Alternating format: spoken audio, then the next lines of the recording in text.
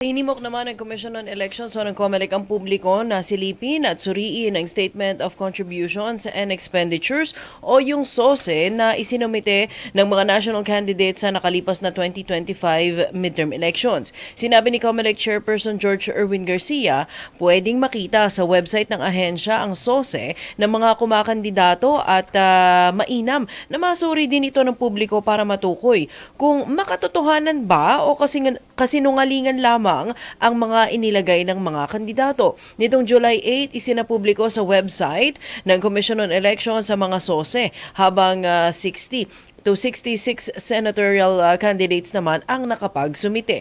Sa kabuuan, nasa 29 political parties naman at 141 party list ang nakasunod sa requirement bago ang deadline ng submission ng June 11. Base sa kanilang mga isinabmit partner, pinakamalaki sa mga gumastos nitong eleksyon ay si Senator Camille Villar na pumalo sa 179.6 million pesos ang ginastos. 179 million pesos. Yes. Aabot naman sa 100 million pesos ang ginastos ng 13 iba pang senatorial candidates.